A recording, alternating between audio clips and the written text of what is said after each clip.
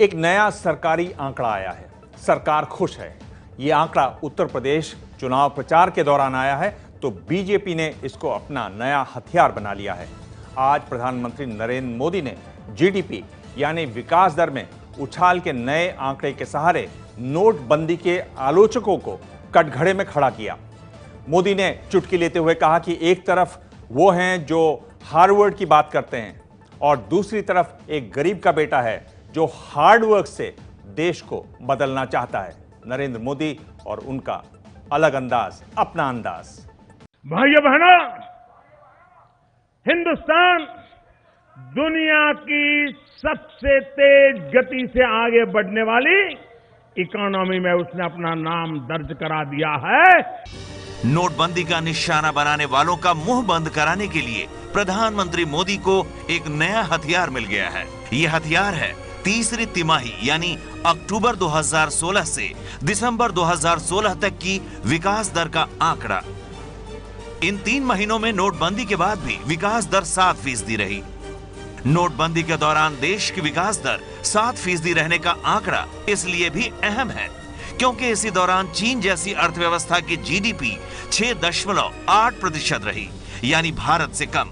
जबकि कई विश्लेषक और एजेंसियां नोटबंदी के फैसले के बाद भारत की विकास दर में काफी गिरावट की आशंका जता रहे थे। अंतर्राष्ट्रीय मुद्रा कोष यानी आईएमएफ ने 2016-17 में भारत की विकास दर 6.6% रहने का अनुमान जताया था। वहीं रिजर्व बैंक ऑफ इंडिया के मुताबिक यह आंकड़ा 6.9% होने का अनुमान था। यही नहीं, अर्थव्यवस्था के जानकार माने जाने वाले देश के पूर्व प्रधानमंत्री डॉक्टर मनमोहन सिंह ने नोटबंदी की वजह से देश की जीडीपी 2% तक गिरने की आशंका जताई थी।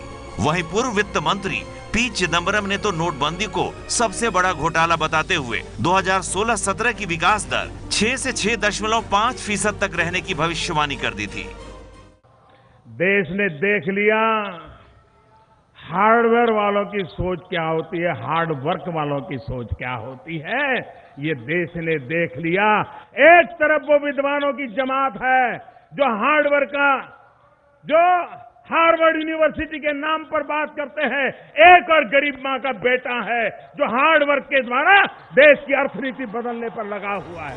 प्रधानमंत्री भले ही उत्तर प्रदेश के महाराजगंज में चुनावी रैली कर रहे थे, लेकिन जीडीपी के ताजा आंकड़ों के बहाने उनके निशाने पर मनमोहन सिंह से लेकर पूर्व वित्त मंत्री पी चिदंबरम तक सब थे। मनमोहन सिंह ऑक्सफोर्ड यूनिवर्सिटी और चिदंबरम हार्वर्ड यूनिवर्सिटी के पढ़े हुए हैं, लेकिन नोटबंदी के दौरान देश की विकास दर के ताजा आंकड़ों पर कांग्रेस सवाल उठा रही है। जो असंगठित क्षेत्र में उद्योग हैं, वहां जो नुकसान हुआ है, वहाँ जो कारखाने बंद हुए हैं, वहाँ जो नौकरी टूटी है, उसका अनुमान अभी सरकार के पास और किसी के पास नहीं है। ये आंकड़ों का खेल है या सरकार का मैनेजमेंट, इसकी समीक्षा तो आगे तक चलती रहेगी। लेकिन बड़ा सवाल ये है कि क्या नोटबंदी के मुद्दे पर यूपी की बची हुई 90 सीटों पर बीजेपी को घेरने की विपक्ष की कोशिश कामयाब हो पाएगी?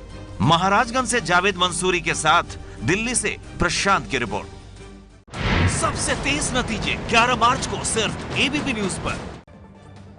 जीडीपी के आंकड़ों के बारे में जानकारों का कहना है कि नोटबंदी के दौरान काले धन का इसमें जमकर इस्तेमाल हुआ, इसी की वजह से यह आंकड़ा गिरने नहीं पाया।